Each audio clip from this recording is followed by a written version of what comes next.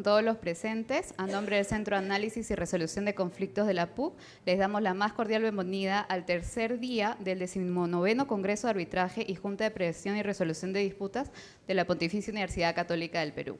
Espacio dedicado al intercambio de información, conocimientos y experiencias en materia de arbitraje y Junta de Prevención y Resolución de Disputas. Brevemente, antes de empezar, voy a solicitar que por favor tomen en cuenta las salidas de emergencia y mantengan sus celulares apagados. En ese sentido, damos inicio a las actividades de este día. Con relación a la dinámica que seguirán las exposiciones, les comentamos lo siguiente. Cada ponente cuenta con 15 minutos por exposición, por lo que habiendo transcurrido los primeros 10 minutos se mostrará una primera tarjeta amarilla, que les indicará que quedan 5 minutos. Posteriormente a ello, cuando el tiempo ha concluido, se les mostrará la tarjeta número roja. En este caso, cuando se muestre la tarjeta número roja, se va a solicitar que concluyan con la ponencia. En ese sentido, a continuación, daremos inicio a las presentaciones correspondientes a la mesa 5, titulada Arbitraje y Poder Judicial, Tensiones, Límites y Aprendizajes. Como moderadora de la mesa 5, nos acompaña desde Colombia la doctora Irma Rivera, abogada, especialista en métodos alternos de solución de conflictos, con más de 30 años de experiencia. Se ha desempeñado como apoderada, árbitro nacional e internacional y docente universitaria. La doctora Rivera tendrá a su cargo la moderación y la presentación de los profesionales que conforman la mesa número 5, por lo que la recibimos con fuertes aplausos.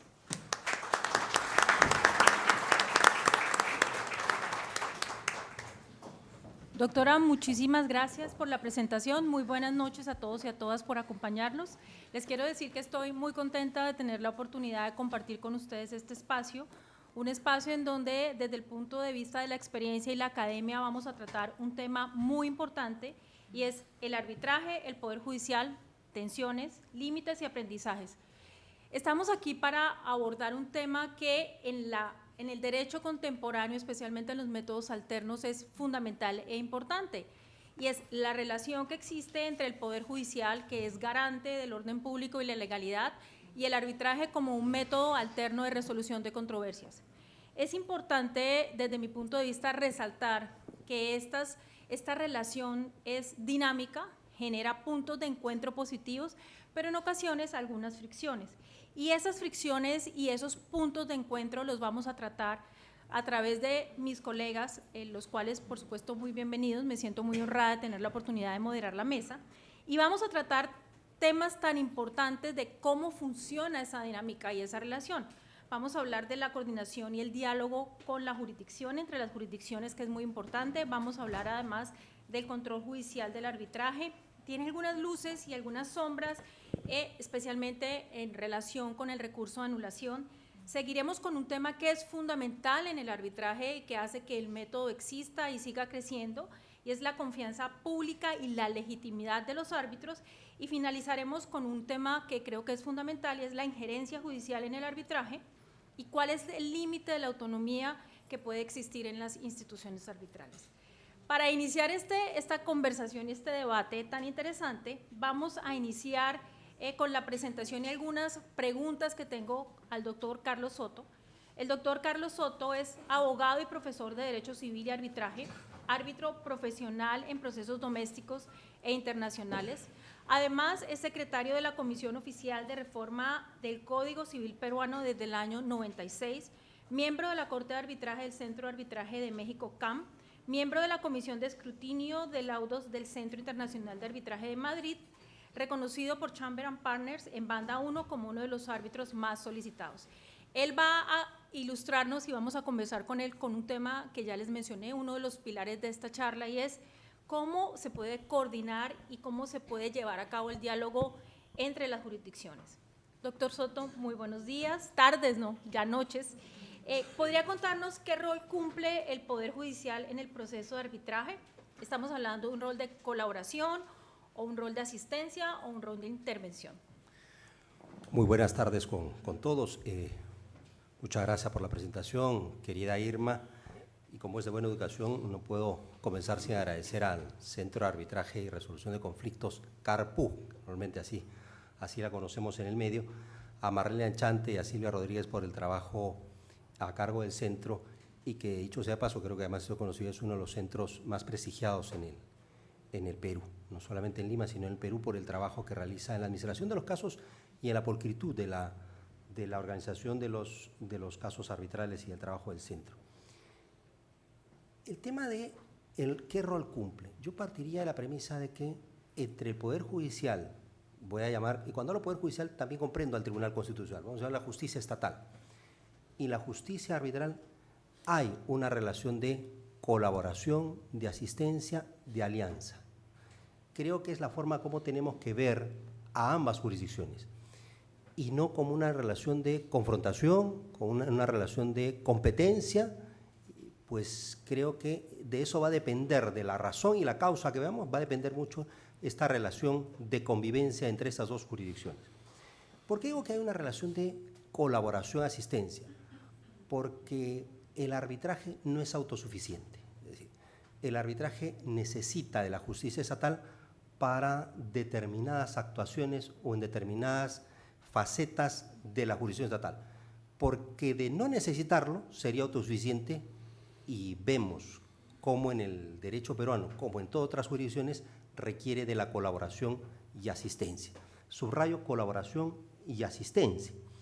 Y en 4 escenarios vamos a ver cómo nuestra ley de arbitraje, no solo en el Perú, sino en otras jurisdicciones, requieren de esa asistencia. Medidas cautelares. Es decir, antes de que se constituya un tribunal arbitral y que asuma competencia como tal un tribunal arbitral, las partes no pueden estar abandonadas a qué hago o a quién acudo para recurrir a una medida temporal o a una medida cautelar. Y obviamente aquí el Poder Judicial es el indicado para cubrir ese escenario. Hoy en día el arbitraje de emergencia y los árbitros de emergencia están llenando un vacío, pero en el caso peruano, con todo respeto, en lugar de cubrir ese vacío, han generado más de un dolor de cabeza que una solución. Entonces, volvemos al Poder Judicial. Como no existe todavía tribunal arbitral, las partes están facultadas para poder ir al Poder Judicial y pedir una medida cautelar. La solicitud de una medida cautelar en sede judicial antes de la constitución de un tribunal arbitral no implica ni debe entenderse como una renuncia a la jurisdicción arbitral. Y esto es importante. Uno acude porque todavía no hay un tribunal arbitral constituido. Por eso es temporal. Y una vez que se constituye el tribunal arbitral, el estado en que se encuentre ese cuaderno cautelar o ese expediente cautelar tiene que ser remitido al tribunal arbitral. Y aquí también es bueno entender lo siguiente, que el Poder Judicial aquí colabora con la justicia arbitral, colabora con las partes, pues no puede abandonarlas y dejarlas, como decir, ustedes cuando pactaron un convenio arbitral renunciaron, porque eso es lo que ocurre, renuncian implícitamente a la justicia estatal y ahora ustedes si quieren una medida cautelar, pues esperen que se constituya el tribunal arbitral y recurran ahí. Ese es un claro ejemplo de cómo, de una situación concreta de cómo el tribunal, la justicia estatal, colabora con el arbitraje. Actuación de pruebas. Es otra, las medidas cautelares la encuentran en el artículo 47 de la Ley de Arbitraje. La actuación de pruebas, artículo 45 de la Ley de Arbitraje, es otro extremo en el cual el Poder Judicial colabora con la justicia arbitral. Y aquí ya existe un tribunal arbitral, porque en la medida cautelar antes del tribunal arbitral no hay un tribunal arbitral, no hay competencia. En la actuación de pruebas ya hay un tribunal arbitral, solo que el tribunal arbitral, como no tiene la coertio, y si la tiene un juez, si requiere el tribunal arbitral actuar una medida cautelar, por ejemplo, tomar una testimonial de alguien que se rehúsa, no tiene un tribunal arbitral la coertio para traerlo a la fuerza y que declare. En esos casos, por ejemplo, o en esa situación, puede cualquiera de las partes y el tribunal solicitar al tribunal arbitral el auxilio judicial para que el juez competente del lugar pueda actuar esa prueba. Y el tribunal inclusive puede participar en la actuación de esa prueba interrogando. Es decir, es el juez quien actúa la prueba, pero también puede intervenir el tribunal arbitral. Vean ustedes entonces que aquí la colaboración, la asistencia de la justicia estatal se da durante un arbitraje. En mi experiencia no he requerido de esta asistencia o colaboración, pero está prevista en el artículo 45. La ejecución de laudos.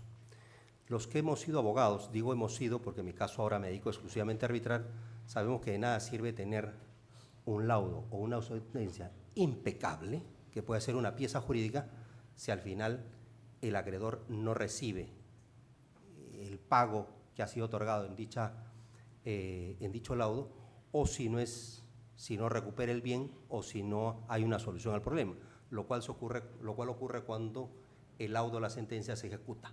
Entonces, los brillantes laudos que podamos dictar o que se dictan en el medio arbitral, sí, sirven de mucho, pero les falta una pata y se tienen que cumplir. O se cumplen voluntariamente, lo cual es muy residual, o se tiene que acudir al Poder Judicial para que a través del Poder Judicial, vía el recurso, la acción de ejecución de laudos, se cumpla con lo ordenado por el tribunal arbitral. Tercera situación en la cual los tribunales arbitrales, la justicia arbitral, requiere de la asistencia y de la colaboración del Poder Judicial. Cuarta colaboración, el reconocimiento y ejecución de laudos extranjeros. Es decir, los laudos que son emitidos en el extranjero, Colombia, del país de donde nos acompañan nuestra querida colega Irma Rivera, y que se tengan que ejecutar en Perú, tienen que pasar primero por el llamado exequatur o el reconocimiento de laudos extranjeros. Una vez que sean reconocidos, entre paréntesis, homologados para darles el mismo valor que una sentencia local, entonces se ejecutan. Ese reconocimiento no lo puede hacer otro tribunal arbitral, no lo puede hacer un tribunal administrativo, lo hace el Poder Judicial peruano. Y el Poder Judicial peruano, pasando por el filtro, cumpliendo los requisitos que la ley exige, pues homologa el laudo, reconoce el laudo y por lo tanto se ejecuta como cualquier sentencia. Si no existiesen estos cuatro extremos, pues entonces diríamos que el arbitraje es autosuficiente y no lo es porque requiere la colaboración. Hay un quinto extremo que en el Perú el Poder Judicial ha dejado de colaborar o asistir al arbitraje y es la designación de árbitros residual.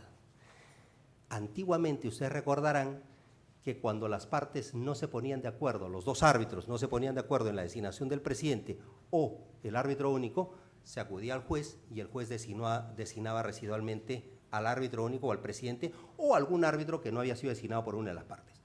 Hoy, en el caso peruano, con la ley del 2008, esta facultad no se encuentra en cabeza del Poder Judicial, sino se encuentra en cabeza de los centros de arbitraje. Pero eso ocurre en el Perú. En otros países, yo diría que casi en la mayoría, es el juez quien colabora y asiste para que se conforme el tribunal arbitral. Yo creo que a los pocas. Y solamente el control. Estas son las 5 facetas, en el caso peruano 4, de colaboración. Y hay 2 de control, que son fundamentales. La anulación del laudo, a la cual se van a referir mis colegas, que desde luego es un control de legalidad, y el llamado control constitucional. Es decir, nos guste o no nos guste, con la sentencia Jula María, si bien la regla general es que no procede el amparo contra laudos arbitrales y contra el arbitraje, si hay excepciones. Y una es cuando hay derechos de un tercero que no participaron en el arbitraje. Entonces, ese tercero está habilitado para interponer una acción de amparo. Por lo tanto, vean ustedes cómo la justicia estatal peruana, Poder Judicial, Tribunal Constitucional, también realizan una labor de control. Esta colaboración y asistencia tiene que ser una colaboración y asistencia sana, recíproca, y tiene que haber un diálogo permanente entre ambas jurisdicciones. Y por eso regreso a la idea inicial, el arbitraje, por lo menos en Perú, no es autosuficiente y necesita de la colaboración y asistencia al Poder Judicial para terminar de cumplir los objetivos que la Constitución y la ley exigen, que es resolver las disputas de una manera eficiente, eficaz, pero que desde luego puedan ser ejecutadas. Muchísimas gracias, doctor. Y en desarrollo de esa respuesta que usted nos ha dado y de la colaboración que debe existir entre el Poder Judicial y la jurisdicción arbitral, ¿nos podría dar alguna idea de cómo podemos fortalecer esa coordinación y ese diálogo para que se cumpla el objetivo final, que al final es administrar justicia y obtener una decisión que finalice el conflicto? Este diálogo y esta colaboración y esta sana convivencia tiene que darse a través de una relación permanente. Y esa relación permanente, eventos como esto contribuyen. Son necesarios, pero creo que no son suficientes. podríamos preguntarnos, por ejemplo, ¿qué centro de arbitraje ha suscrito un convenio con el Poder Judicial? Y salvo que me equivoque, creo que ninguno. Y creo que eso es necesario. O sea, y me refiero a todos los centros de arbitraje, no solo en Lima con el Poder Judicial de Lima, me refiero a todos los centros de arbitraje del país, ¿no? Hoy día, por ejemplo, y creo que va a haber un panel que se va a referir a los centros de arbitraje, uno va y le pregunta a un juez no muy entendido en la materia arbitral, no por eso menos inteligente, simplemente no está habituado, y le dice, ¿usted sabe cómo funciona el arbitraje? O los centros de arbitraje dirá, no está en mi radio de acción. Pero la pregunta es, ¿y qué están haciendo los centros de arbitraje, las asociaciones, para tender estos puentes? No digo solo del lado del arbitraje, también lo hago del lado de la justicia estatal. O sea, es decir, son docentes que tienen que vivir no como los rieles de un tren, paralelos y separados, sino convivir sanamente. Y esa convivencia solamente se va a lograr cuando hay un diálogo académico profesional, porque obviamente si en un fuero uno viene a despotricar de los jueces, lo digo de una manera respetuosa, es decir, y un juez, acá hay dos ex magistrados de las instancias supremas, no se van a sentir muy contentos de recibirnos. Y a la inversa, ¿no? Si también desde el otro lado nos dicen zambacanuta a los árbitros, pues como que algo no está ahí. Y por eso digo que tiene que haber una relación profesional. Eso no quiere decir que se critique positivamente, constructivamente la labor de los árbitros o la labor de los jueces. Pero creo que una cosa es hacer una crítica constructiva y otra cosa es realizar comentarios peyorativos o, en todo caso, tener una posición casi de una mirada de arriba de una jurisdicción a la otra. Y creo que eso es lo que, en lugar de generar puentes y en lugar de generar un diálogo y una convivencia, lo que genera es un distanciamiento.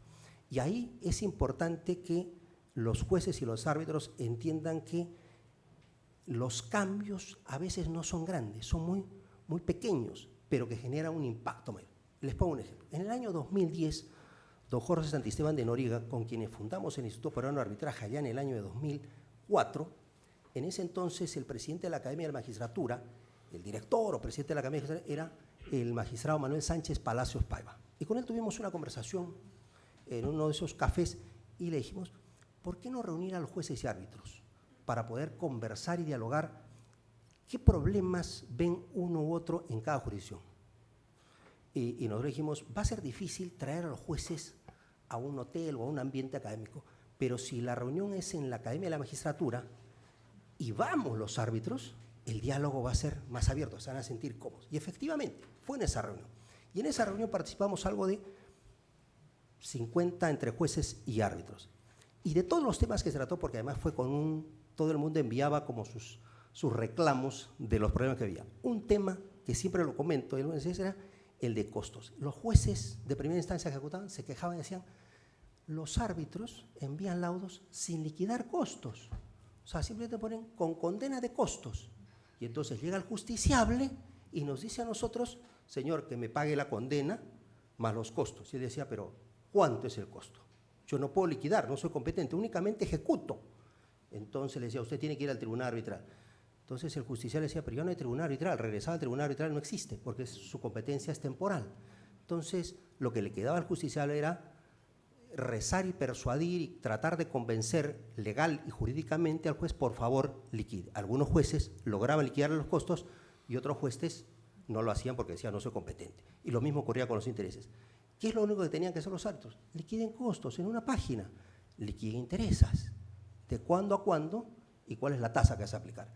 Eso se logró resolver ahí. Nos mirábamos los árbitros y decíamos, pero ¿alguno de ustedes no está liquidando costos? Y decíamos, claro, obviamente en ese rato no decía yo no todo el mundo decía yo sí, ¿no? Pero ahí están, basta ver los laudos de 2010 atrás, no liquidan costos ni liquidan intereses. Se resolvió un problema. Y como no tengo tiempo, dejamos para más adelante. Muchísimas gracias, doctor Soto. Yo creo que de lo que usted nos comparte es muy importante tener claro, desde mi punto de vista, que el trabajo del arbitraje va de la mano y trabaja de manera conjunta con el Poder Judicial. Se complementan, tienen fines comunes, pero también tienen fines que en ocasiones pueden generar fricciones, pero como usted lo menciona, si se conversan de manera franca, aquellas cosas que se deben mejorar se puede hacer. Y un poco ahora nos va a acompañar el doctor Julio Martín Wong, hablándonos de ese control judicial del arbitraje. Va a hablar de un tema muy importante que son algunas luces y algunas sombras que en ocasiones se presentan en la aplicación del recurso de anulación del laudo, pero yo quisiera presentar al doctor. El doctor es abogado por la PUCP, la Universidad Católica, es máster en Derecho Público y Administración por la Universidad de Jaén, profesor de pregrado y posgrado de la Católica, la UPC y la AMAC, es abogado y árbitro. Doctor, muchísimas gracias. Creo que si usted nos pudiera ayudar dándonos una respuesta a la siguiente pregunta. ¿Nos podría compartir, por favor, qué novedades tenemos en materia de colaboración judicial sobre medidas cautelares dictadas por los tribunales arbitrales? Muchísimas gracias a la doctora Rivera por actuar como moderadora y agradecer a la doctora Anchante y a Silvia por la invitación. También veo al doctor Albán. Muchas gracias por la invitación. Voy a responder la pregunta un poco más ampliamente, ¿de acuerdo? Voy a tratar en general de colaboración judicial. Tengo diapositivas, no las voy a pasar, ¿por qué? Porque espero que luego se las compartan. El tema es que, si es que están por ahí, simplemente son pantallazos de los números de sentencia, ¿de acuerdo? Entonces las dejo para que ustedes las puedan consultar luego y no estar con el problema de distraerme con este tema administrativo. Quedan ahí para ustedes, o si no, luego las publico en redes para que puedan bajarlas. A ver, temas de colaboración judicial. Felizmente Carlos ha hecho ya ampliamente la exposición y les voy a tratar sobre temas específicos, ¿de acuerdo? El primer tema es cómo el Poder Judicial ha sido sensible al problema de los árbitros de emergencia que han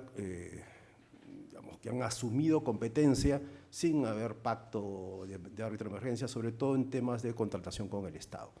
Y ya en lo que podríamos llamar una corriente jurisprudencial de las salas comerciales han negado, tanto la primera como la segunda. Es verdad que el ponente es el mismo, el magistrado a seguir en justicia comercial, el doctor Rivera Gamboa. El magistrado es el mismo, pero en la primera y en la segunda con magistrados distintos, ¿de acuerdo? Entonces sí es una posición de ambas salas. Y en estos casos, uno de hace un par de semanas, la segunda sala civil en el expediente 127-19-2024 ha señalado que niega asistencia judicial si es que no existe pacto expreso. Miren, juzga sobre la competencia del árbitro de emergencia. Si ustedes leen las normas relativas a medidas cautelares, parece ser la ley lo que pretende es que la justicia ordinaria cumpla a pie juntillas lo que ordena la justicia arbitral. En este caso, la justicia ordinaria se ha negado a cumplir órdenes de árbitros de emergencia que no demuestran ser competentes, e incluso en el antecedente a esta decisión dictada por la primera sala, el mismo ponente, 174-90-2023, se dice incluso que no ha habido pacto respecto del centro de arbitraje que estaba administrando el arbitraje y que eso también viciaba la elección del árbitro de emergencia. ¿Esto es bueno? En el caso concreto sí, ¿no es cierto? Creo que es indudable que está parando abusos bastante grandes en materia de árbitro de emergencia. Desde el punto de vista estratégico, no, claramente también me parece, ¿no es cierto? Los jueces deberían cumplir casi sin dudas ni murmuraciones con las órdenes que dan los árbitros. La solución, de acuerdo, no es forzar a los jueces a que sirvan como bomberos en actividad de riesgo. Lo más sencillo sería seguir el ejemplo de la ley española y, por consiguiente, permitir la nulidad del laudo también contra los laudos o contra las medidas cautelares, ¿de acuerdo? Entonces, creo que por ahí tenemos algo que pensar en modificar la ley. Voy a ser casi telegráfico, ¿de acuerdo? Para tratar de llenar todos los temas que tengo en esta presentación. Luego, una noticia grande, ¿de acuerdo? Y ahora del Tribunal Constitucional, pero en virtud de un auto dictado por la segunda sala comercial, es el expediente 607-2022, proceso de amparo, TC. En Silvia está pasando, muchísimas gracias, Silvia. Qué amable. En este caso, la sala comercial llegó a la conclusión que no era posible brindar ejecución a un laudo que había resuelto sobre prestaciones adicionales, ¿de acuerdo?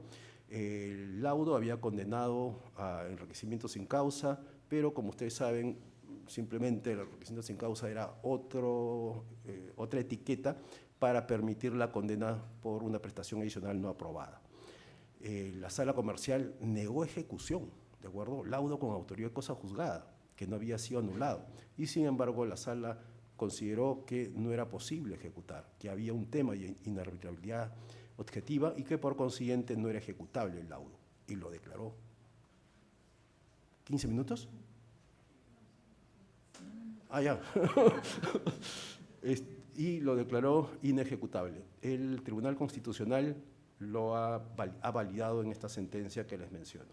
Simplemente mencionar que el Tribunal Europeo de Derechos Humanos, en el caso BTS contra Eslovaquia, ha controlado a nivel convencional la inejecución de un laudo, ¿de acuerdo? Entonces, incluso en el caso eslovaco, el Tribunal Constitucional eslovaco validó la decisión de las Cortes diciendo que el laudo no era ejecutable por contravención a orden público y, sin embargo, el Tribunal Europeo de Derechos Humanos consideró que esto era una violación a los bienes del inversionista y, por consiguiente, ordenó la ejecución. Laudo CCI. De acuerdo. Muchas gracias. Y me quedan 50 sentencias más, pero ya será cuestión de conversarlo en otra oportunidad. Doctor, muchísimas gracias por su respuesta. Siguiendo en la línea de lo que estamos conversando, ¿usted nos podría compartir qué casos considera usted interesantes en materia de arbitraje y un tema que en este momento se menciona cuando se habla de la confianza en el arbitraje y es relacionado, ¿qué ha pasado en temas de corrupción, por favor? Perfecto. Qué alivio, de verdad. Pensé que se me había acabado el tiempo completo y no sabía cómo había sido esto. A ver, casos interesantes en materia de arbitraje y corrupción. El caso grande, ¿no es cierto?, el caso fundador es el caso Oncocerf. En el caso Oncocerf se condenó al gobierno regional de Arequipa a pagar una suma millonaria basado en una figura que realmente está muy mal tratada en nuestra ley de contrataciones públicas, que me parece que no aparece ahora, pero en general una figura peligrosa que debería tener un mayor tratamiento jurisprudencial y legal, que es el equilibrio económico-financiero. Es tan general el tratamiento, ¿no es cierto?, que da para cualquier teoría, por lo menos en malas manos. En este caso, Oncocerf, fue sencillo anular el laudo. ¿Por qué? Porque ya había investigación penal, los árbitros habían aceptado incluso haber recibido dinero y por consiguiente, cuando el gobierno regional de Arequipa pide la nulidad del laudo, tenía pues la prueba en la mano de la corrupción. No había mucho que discutir. Ahora el tema se complica, ¿no es cierto?, porque tenemos investigaciones a medio realizar, confesiones que no sabemos hasta qué grado han llegado, y salvo un caso de un particular señalando en una entrevista televisada que había pagado una coima, no tenemos prueba directa en estos casos. Hay un caso interesantísimo que está ante la Corte Suprema en este momento, que fue anulado por la sala comercial. De acuerdo, es el caso 539-2023, entre Sedapal contra Consorcio Huachipa. Y aquí, además, la noticia en este caso es que es el primer caso CCI que yo conozca que ha sido anulado por la sala comercial. Y el tema es apasionante. ¿Por qué? Porque a los árbitros se les entrega prueba producida en Brasil, ¿de acuerdo?, de los actos corruptos. Pero como ustedes saben, la justicia brasilera ha negado, ha invalidado esa prueba, ¿de acuerdo?, por violación a derechos fundamentales. El tribunal considera que los mismos derechos fundamentales son reconocidos por la Constitución peruana y por consiguiente los excluye como prueba ilícita en el proceso arbitral.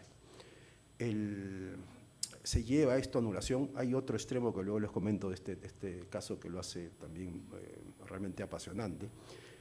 Se lleva a nulidad Y el argumento de CEAPAL es, yo he arguido que no solamente debe juzgarse a partir de la legislación brasilera, que tiene que juzgarse con los acuerdos plenarios de la justicia peruana, la ley peruana y las sentencias del Tribunal Constitucional.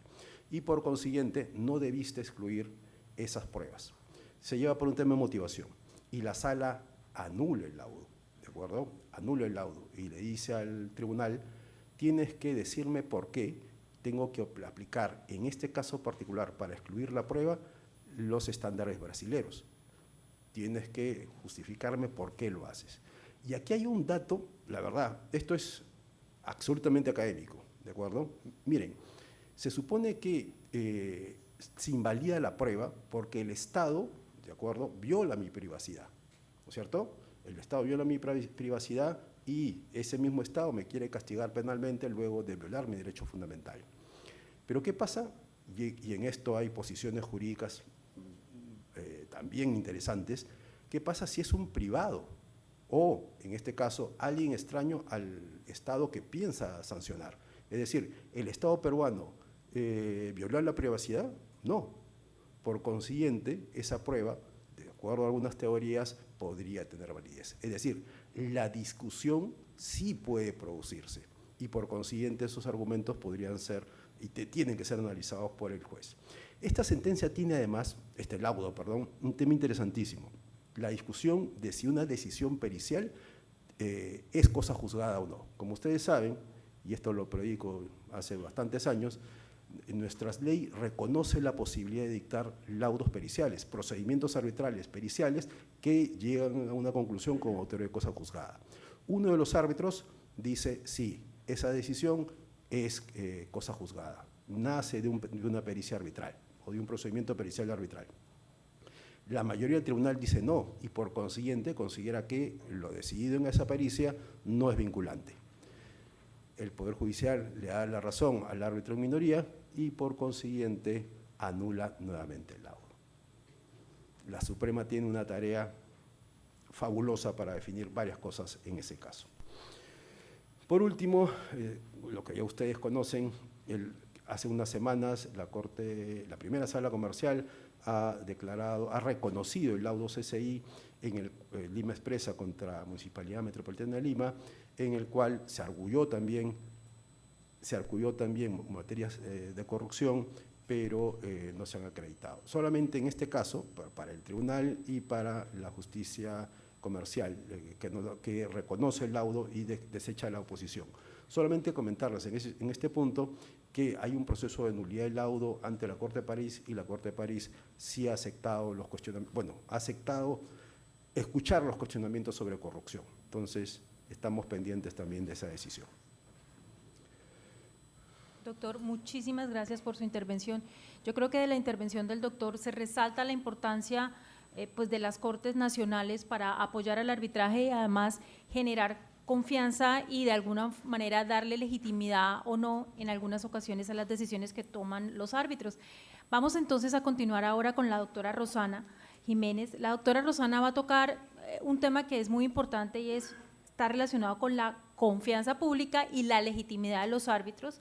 La doctora es abogada de la Universidad Católica, tiene estudios de maestría culminados en la Universidad Católica, es árbitra internacional, vicepresidenta del Consejo Superior del Centro de Arbitraje de la Cámara de Comercio de Lima, profesora de Derecho Civil en la Universidad de Piura y fue jueza superior de la Corte de Justicia de Lima. Doctora, bienvenida.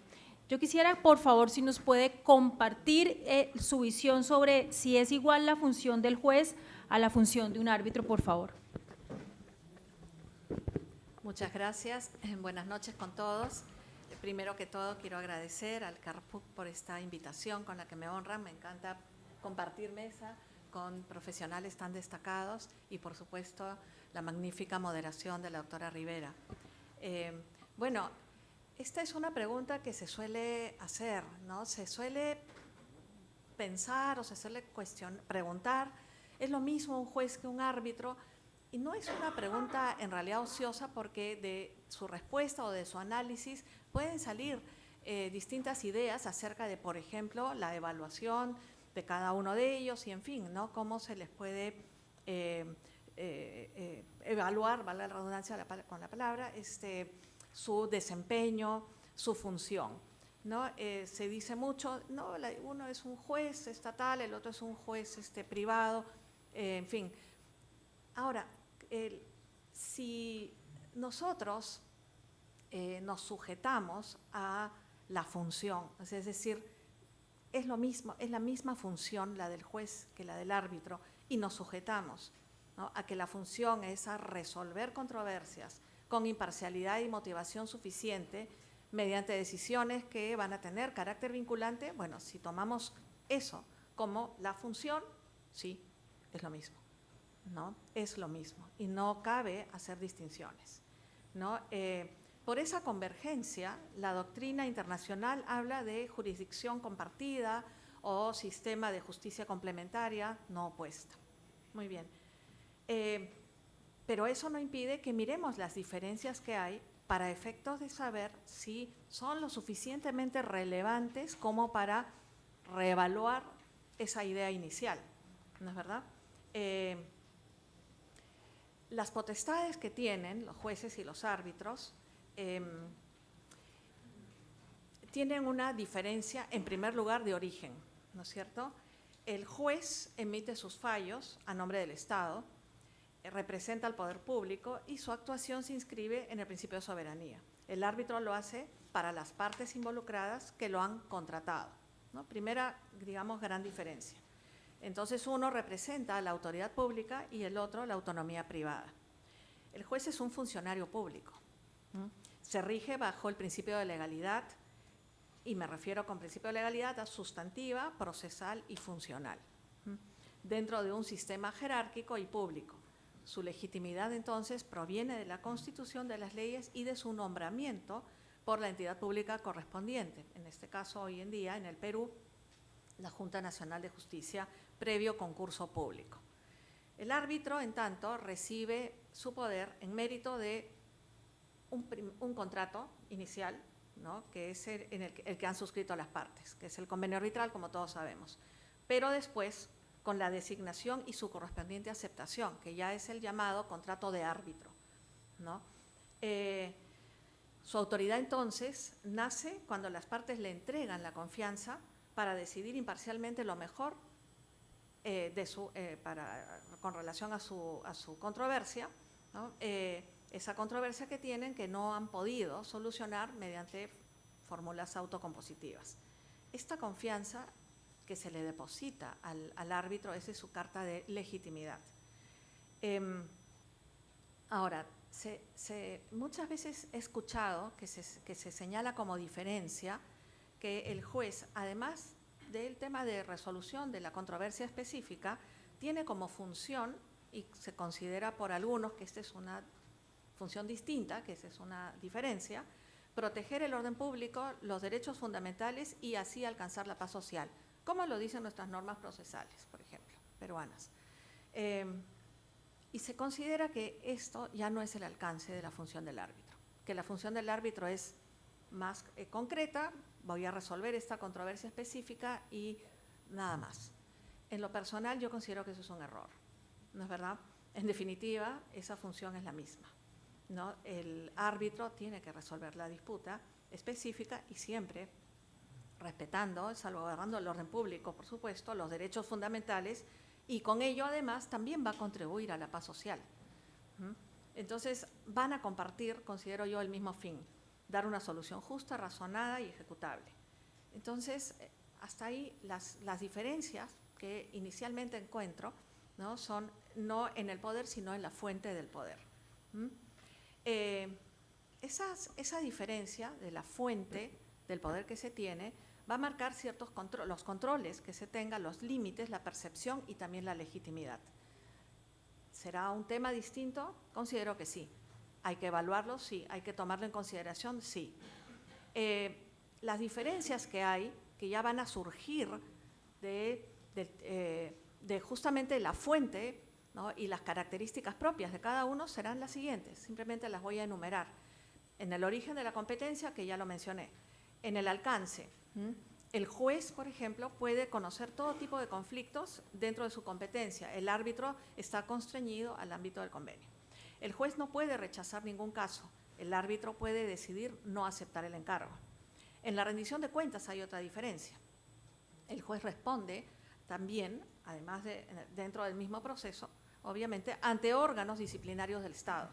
El árbitro solo tiene frente a sí determinados mecanismos, como son los de recusación, de remoción, anulación del laudo, en fin, el amparo contra el laudo, que eso ya se va a hablar después, ¿no? En fin, cuando corresponda.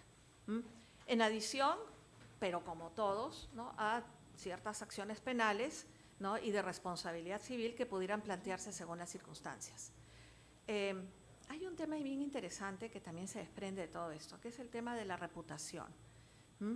La reputación del juez en general no le va a alcanzar, o sea, el tema reputacional del juez no le acarrea al juez consecuencias, salvo la satisfacción interna y personal que él pueda tener en el cumplimiento de sus funciones. En tanto, en el árbitro sí hay consecuencias, porque el árbitro se mueve dentro de un mercado en el que su buena o mala reputación generará más o menos trabajo, y eso es evidente, ¿no? Un juez que es mediocre, por ejemplo, ¿no?, o que se demora mucho, en fin, un juez que no es el idóneo, no estoy hablando del extremo, no estoy hablando del delito ni de falta grave. Un juez que no es bueno va a mantenerse en el sistema judicial, no tiene por qué salir, ¿no? Y se va a mantener tal cual y va a seguir ganando el mismo sueldo siempre, ¿no? Un juez magnífico, como fue aquí el doctor Wong, un juez magnífico, un juez espectacular, ¿no?, igual va a ser, no va a tener más trabajo, no va a tener menos trabajo y va a ganar siempre el mismo sueldo. ¿No es verdad? Eso no va a modificar nada. Las partes pueden desear que su caso llegue a un buen juez. Todo el mundo, eso es lo natural. Por supuesto que se desea que se llegue a un buen juez, pero queda en deseo. ¿Por qué? Porque el sistema, ¿no?, considera que todos los jueces son iguales, que todos los jueces, ¿no?, tienen se parte de la misma, digamos, legitimidad, y es el concepto de juez natural. No vamos a entrar a ese detalle, pero un juez es igual a otro, digamos, en términos generales, ¿no? En el sistema arbitral es exactamente lo contrario, ¿no? Exactamente lo contrario. La reputación del juez, su desempeño, el modo como ejerce su función de árbitro, eso juega un papel determinante en cuanto a sus posibilidades, ¿no?, de tener más casos, de ser designado, de ser nombrado, ¿no? Y además también los buenos árbitros, bueno, eso sí es en cuanto a cualquier ámbito, van a legitimar más el sistema en sí mismo. El juez, cuando resuelve tanto para las partes, como es evidente, pero también para el pueblo, para la sociedad. Por eso las sentencias, y eso es un derecho fundamental, ¿no?, un deber también, son de conocimiento público. Y toda la ciudadanía tiene el derecho, yo diría que el deber también, de poder revisar las sentencias, porque todos tenemos derecho a evaluar a nuestros jueces. Los jueces son de todos nosotros, ¿no? Tenemos el derecho y el deber de evaluarlos continuamente y además poder participar en los concursos públicos. Podemos hacerlo, ¿no?, participar para su ascenso, para su ratificación, para su destitución, etcétera, ¿no? Es muy importante eso. En tanto que los árbitros más bien solo resuelven para las partes, no para el resto de personas. Y ahí tenemos, ya sabemos, el principio de confidencialidad, ¿no?, del arbitraje. No voy a entrar al detalle del arbitraje en materia de contrataciones con el Estado, que tiene otra lógica, pero en principio eso es así con el arbitraje, ¿no? El proceso judicial es formal, público y reglado por leyes procesales, en tanto que el procedimiento arbitral, como todos sabemos, es flexible, es coordinado con las partes, es un traje a medida. El proceso judicial cuenta con doble instancia y que es un derecho fundamental. En el sistema arbitral no hay doble instancia, en principio, es inapelable el laudo, Y bueno, aquí podría hablar mucho, creo que se me acabó el tiempo, pero podríamos decir que hay algunas posturas sobre esta norma de la ley de arbitraje que señala que el laudo es inapelable. Para algunos eso no puede ser así, porque como en la Constitución está que hay el derecho de doble instancia y eso está dentro de las funciones jurisdiccionales y el arbitraje está dentro de ese artículo, entonces hasta por control difuso podría alguien tener el derecho a lo contrario. Esa es una postura que es la mínima, la menor, la minoritaria, por supuesto, está prácticamente descartada. Por el otro extremo, es de ninguna manera, jamás, nunca podría apelarse un laudo, ni tampoco las partes podrían prever una doble instancia arbitral. No se puede porque es inapelable bajo todo punto de vista. Y después está la posición intermedia, que es, sí, en principio es inapelable, pero nada impediría que las partes, como tienen la libertad de diseño de su procedimiento, podrían muy fácilmente diseñar una doble instancia y decidir que de esa manera quieren que se resuelva su controversia, ¿no? Esas son las tres posturas, yo creo que en la tercera, ¿no? Ahora, que nadie lo hace es otra cosa. Los árbitros no tienen poder coactivo, a diferencia de los jueces, y con esto ya estoy acabando, ¿no? Las partes también pueden pactar arbitraje de conciencia, lo que no se puede hacer en un juicio. Y finalmente, las partes en el proceso arbitral, en su convenio arbitral, pueden pactar que el laudo no se motive. Eso es otra cosa que nadie hace, pero que se puede hacer. Igual que como el diseño de la doble instancia arbitral, que es absurdo, pero podría hacerse y nadie lo hace, igual acá, ¿no? Las partes pueden pactar que no se motive el laudo, pero no lo hacen. Pero eso, por más que las partes deseen, no se podría establecer en un juicio porque las sentencias son de todos. Y no solo las partes, sino toda la ciudadanía tiene derecho a conocer cómo razonan, cómo resuelven, cómo son nuestros jueces. Hasta ahí me quedo aquí. Por lo tanto, digo, si vamos a basarnos en estas diferencias, sí, no es lo mismo. Pero si nos atenemos a lo esencial, a lo fundamental, que es resolver con imparcialidad, ¿no? con decisión motivada, ¿no? Y vinculante, entonces sí es la misma función. Doctora, muchísimas gracias por su respuesta. Yo creo que algunos temas que son interesantes es que al final los árbitros y los jueces tienen un objetivo final y es resolver las controversias con las limitaciones que cada uno tiene dentro de lo que pueden hacer porque están autorizados por la ley y además por lo que las partes establecen y los reglamentos les permiten.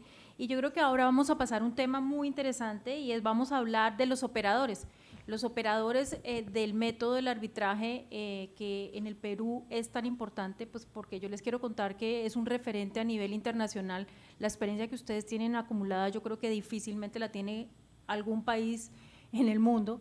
Y yo creo que la experiencia además de los operadores es fundamental para ver cuál es la visión que se tiene de cuál puede ser la injerencia judicial en el arbitraje, si hay un límite a la autonomía de las instituciones arbitrales, y para eso nos acompaña la doctora Silvia Rodríguez. La doctora Silvia es abogada de la Universidad Católica con estudios de maestría en Derecho Civil por la misma Casa de Estudios, secretaria general de Arbitraje, Conciliación y Dispute Boards en el Centro de Análisis y Resolución de Conflictos de la Universidad Católica desde el 2001, vicepresidenta de la Comisión de Arbitraje de la ICC en Perú, auditora certificada en Sistema de Gestión Antisoborno ISO 37001, docente de formación continua en el Centro de Análisis y Resolución de Conflictos de la Universidad Católica. Y yo quisiera, doctora, que usted nos ayudara a encontrar una respuesta a esta pregunta que es muy general, pero creo que es fundamental, y es: ¿existe injerencia judicial sobre las instituciones arbitrales?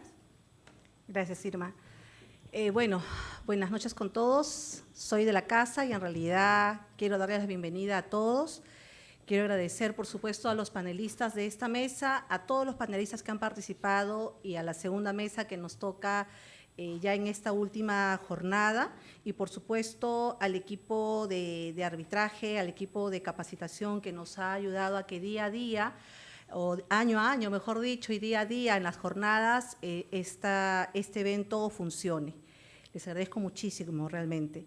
Y bueno, acá la pregunta que me hacen y que yo me hice en realidad fue si existía esta injerencia judicial, pero en relación a la autonomía de las instituciones arbitrales. Cuando estuve preparando la ponencia, me surgieron dudas para hablar sobre ese tema y decía, Estoy hablando de la autonomía de instituciones arbitrales que en el Perú están surgiendo por doquier. Estoy empezando a defender una autonomía de instituciones que están creándose indiscriminadamente. Entonces, recordé los problemas que en este momento tenemos en el sistema arbitral.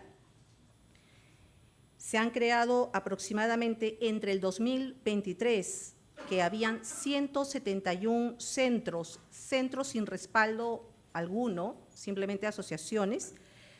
En octubre del 2023, 171, y al octubre del 2025 tenemos 285 centros, que por supuesto con los otros centros que tienen respaldo, como universidades, como cámaras de comercio, como colegios profesionales, llegan a ser poco más de 300 centros. Entonces, como ustedes pueden ver, el crecimiento ha sido apoteósico. Lamentablemente no ha sido apoteósico el crecimiento en la calidad. Lima, lamentablemente, está creciendo indiscriminadamente también, y el crecimiento está aquí, en nuestra región, con 44%. Entonces, para avanzar en la ponencia, debo hacer una advertencia. Esta ponencia solamente reflexiona en la autonomía de aquellas instituciones que realizan sus funciones bajo los principios de la ética, de la imparcialidad, de la independencia y de la calidad. Y cuando alguien me pregunta, ¿pero quiénes son? ¿Quiénes son estos centros que trabajan mal? Entonces, yo solamente digo, el árbol se conoce por los frutos. Y me he permitido poner una cita bíblica de San Mateo, en la que se habla de precisamente el árbol malo produce frutos malos, el árbol bueno, frutos buenos. Por lo tanto, ustedes los reconocerán por sus obras. Hace miles de años tenemos ese consejo a los que son católicos, y a los que no son católicos es un buen consejo también, de conózcanlos por sus obras, conózcanlos por sus frutos. Entonces, eso es lo que puedo decir con relación a estos centros que se han creado indiscriminadamente y que ya por ahí hemos estado empezando a hablar, como lo decía Julio, sobre estos centros que están emitiendo estas medidas de emergencia cuestionables, ¿no? Y que ya en varios foros también se ha hablado de esto. Pero entonces retrocedamos al año 2008. Quiero que recuerden el año 2008, donde habían pocos centros de arbitraje, pero había infinidad de arbitrajes ad hoc.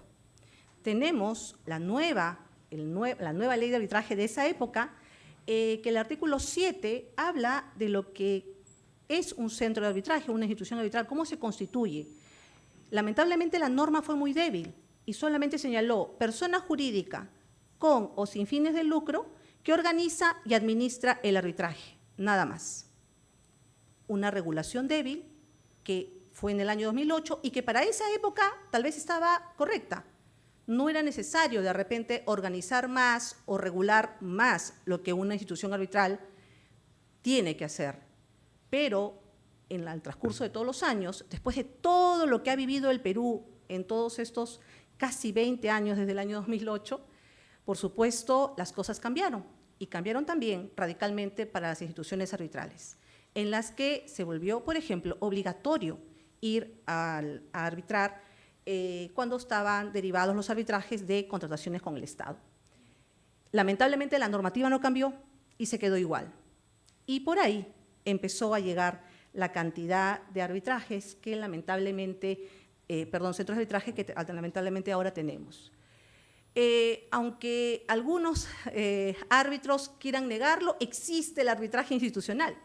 Y por lo tanto, al existir el arbitraje institucional, existen las instituciones arbitrales. Está reconocida en la norma, es internacionalmente reconocido que pueden existir instituciones que se dediquen a regular, a organizar, a administrar y diversas funciones en los arbitrajes. Por lo tanto, tenemos que tener una mejor regulación de lo que es una institución arbitral. Pero una vez más, recordemos que estamos hablando de aquellos centros que están trabajando correctamente. ¿Qué hace una institución arbitral? Y esto es lo que deberían hacer. Establece los órganos que tienen competencia, que forman parte de la institución arbitral, organiza el tribunal arbitral con las reglas que haya previsto previamente, no que saquen bajo la manga algunos centros de arbitraje.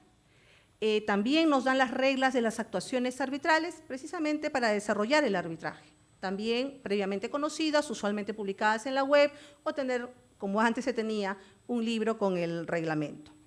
También nos habla de las reglas de las conductas de los árbitros, de las partes y de otros, como por ejemplo con códigos de ética. También fija los montos de los gastos del arbitraje, también nuevamente, previamente. Tenemos otros más, que es un tema académico, formar, por ejemplo, estos tipos de foros, o de repente dar estadísticas a la sociedad para que conozca cómo se va desarrollando este mecanismo. Esto es lo que hace una institución arbitral. Y por supuesto es muy importante. Entonces nos preguntamos, ¿la institución arbitral goza de autonomía para ejercer esas funciones? ¿Está tan débilmente regulado en nuestra ley de arbitraje que de repente no necesariamente la respuesta está a la mano? Tenemos el artículo 3 de nuestra ley que habla de los principios y derechos de la función arbitral. Al decirme eso, yo automáticamente digo, se está refiriendo a los árbitros y por lo tanto no me está hablando de los centros de arbitraje. Pero comienzo a leer y de repente puedo hacer algún tipo de interpretación de que sí, efectivamente, los centros tienen esa autonomía cuando en el numeral 4 me señala cualquier intervención judicial distinta dirigida a ejercer un control de las funciones de los árbitros o a interferir en las actuaciones arbitrales antes del laudo. Bueno, podríamos pensar que por ahí está esa autonomía que debe tener cualquier institución arbitral que se respete. Podríamos entender que los jueces, el Poder Judicial o a cualquier autoridad en realidad debería respetar esta autonomía de estos buenos centros de arbitraje. La Ley 32069 ha reconocido la importancia de las instituciones arbitrales y ha señalado una serie de requisitos que algunas personas señalan que no es tan correcto, pero es un primer paso, creo yo, reconociendo la importancia de las instituciones, pero vulnera la autonomía. Y mi respuesta ahí de la vulneración de la autonomía, de repente del regajo, este registro que se ha creado y que hay poquísimos centros, por cierto, que están inscritos, ¿vulnera la autonomía de una institución arbitral? Pues no lo creo, porque son requisitos que uno entra para poder administrar, organizar ese tipo de arbitrajes. Y creo más bien que es un primer paso que tal vez debimos dar en la ley de arbitraje y que se nos adelantó la normativa de contrataciones del Estado, tal vez no como hubiéramos querido, pero quiso dar algún tipo de respuesta para poder avanzar en esta regulación. En este momento solamente hay 9 centros, y el próximo año ya es obligatorio, con lo cual de los 333 centros que hay, al momento por lo menos 9 solamente podrían llevar, y no todos, llevar los arbitrajes. Entonces, ¿a qué viene mi conferencia? Porque pareciera que está todo hablando muchas cosas y nada en concreto. En realidad, esta ponencia que quiero llegar es qué está ocurriendo con las instituciones arbitrales como la nuestra o como otras instituciones grandes que día a día tenemos que administrar, en nuestro caso, aproximadamente 900 arbitrajes y que día a día, por supuesto, vamos viendo la cantidad de árbitros o partes, peritos, con los cuales tenemos que lidiar. Algunos juzgados están de alguna manera atentando o están en contra de la autonomía de las instituciones arbitrales y, por supuesto, a raíz de que precisamente las partes o los árbitros están en contra precisamente también de esta autonomía. Por ejemplo, las acciones de amparo por las no confirmaciones de los árbitros. Hace un momento acabo de escuchar a Roxana que nos habla de la reputación de los árbitros. Todos en nuestra comunidad arbitral podemos saber quiénes tienen una reputación buena, regular, mala y desconocida, que todavía no sabemos cómo va el árbitro. Y por supuesto, las cortes de arbitraje, los consejos de arbitraje, lo que tienen que hacer es revisar los antecedentes y darle la confianza al árbitro, de acuerdo a los antecedentes que uno pueda tener. Y en los antecedentes está todo. Uno tiene que decir, o por lo menos dejarse investigar de quién es esa persona, por qué ha sido designada por esta parte. Lamentablemente, bueno, no ha sido nuestro centro, por lo menos todas estas acciones de amparo hasta el momento hemos ganado, pero nos hemos enterado este año que ha habido un árbitro que ha ganado una acción de amparo por una no confirmación de un centro también prestigioso. Y esta acción de amparo, en realidad lo que habla es que no más este centro puede no confirmar a ese árbitro. El juez indica que se le había vulnerado el derecho a la debida motivación, porque este centro no motivaba o no motiva las no confirmaciones. Entonces, reflexiono con ustedes, ¿alguien podría motivar la falta de confianza en un profesional? Es difícil porque día a día nosotros tenemos, junto con la Corte, que reflexionar sobre ello y nuestros profesionales que conforman la Corte son los que tienen que estar revisando y sabiendo si es que le pueden dar esa confianza y permitir que ingrese a su casa alguien a trabajar, a estar en su casa con sus reglas, una persona que de repente no es alguien en quien confían, en quien saben que ha trabajado correctamente o de repente saben que ha trabajado de manera inadecuada, con falta de ética. Cabe anotar que una no confirmación no es una sanción. Por lo tanto, si no es una sanción, sino simplemente que es una expresión de la confianza de un órgano, de un centro, a la que las partes se han adecuado o quieren adecuarse, entonces nos parece pues un extremo el que hayan ocurrido esta sentencia que entendemos está avanzando en segunda instancia porque ha sido apelada y esperemos por el bien del sistema arbitral que no progrese. Luego tenemos una infinidad de acciones de amparo, les mencionamos esto también porque queremos llamar la atención a través de este foro, que hay acciones de amparo, por ejemplo, contra recusaciones fundadas, donde demandan al centro, donde demandan a los miembros de la Corte y también a la Secretaría General, porque la recusación se declaró fundada. También hemos ido ganando una a una, pero por supuesto son recursos humanos, recursos económicos que las instituciones arbitrales tienen que poner para poder avanzar y luchar por la autonomía que le corresponde. También tenemos acciones de amparo porque se archivan arbitrajes y eso ya es contra los árbitros, contra el centro, porque se decide archivar porque no pagaron, por ejemplo. Entonces quieren tener más tiempo o simplemente no quieren pagar, no están de acuerdo con los montos y como archivamos el arbitraje, van a acciones de amparo que también han sido ganadas. Pero ahí están cuestionando la autonomía de los centros. O de repente porque no tenemos competencia, señores, nosotros también tenemos nuestros límites y sabemos de repente que no tenemos competencia y decimos se archive el arbitraje o la tramitación y cuestionan esta situación. Esta acción de amparo en realidad fue ya de hace algunos años atrás, una persona que quiso ingresar a la fuerza a nuestra nómina y felizmente esta acción de amparo también cayó sin ningún problema, pero se tramitó, también nos tomó tiempo. Y luego tenemos actualmente denuncias penales que se han interpuesto hace algunos años una y actualmente otra. Simplemente, bueno, aquí el Ministerio Público, lamentablemente más que el Poder Judicial, el Ministerio Público fue la que tramitó y avanzó con la denuncia y en realidad debo confesar que el Poder Judicial sí no dejó que avance esta denuncia, pero tenemos una última que es por un nombramiento de un árbitro. Cuestionando el nombramiento de un árbitro, hemos tenido que ingresar a una denuncia penal, ¿no? El Poder Judicial para nosotros es un eslabón necesario del sistema arbitral. En primer lugar están las partes, los árbitros, las instituciones arbitrales, pero esta mesa se completa en su columna con el Poder Judicial. Y por lo tanto ellos, y repito también lo que dijo Carlos en relación a que deben conocer qué cosa es el sistema arbitral peruano para evitar que, pues, fallando un diente, el engranaje empieza a fallar y ya no podemos continuar con un sistema, con un mecanismo perfecto.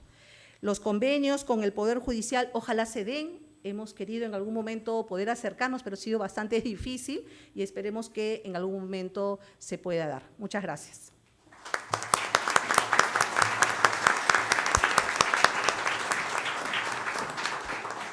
Doctora, muchísimas gracias por su presentación, muchísimas gracias a mis colegas por ilustrarnos en este tema tan importante. Yo creo que simplemente uno podría concluir que es claro que existe una relación entre el Poder Judicial y el arbitraje. Es fundamental que esa relación sea constructiva y permita que las controversias se resuelvan de manera definitiva. Y además es muy importante que todos los actores vinculados al arbitraje hagan su mejor esfuerzo para que se genere confianza y las controversias realmente sean finalizadas y no sean fuente de controversias futuras. Muchísimas gracias a todos y muy feliz noche en el panel que nos sigue.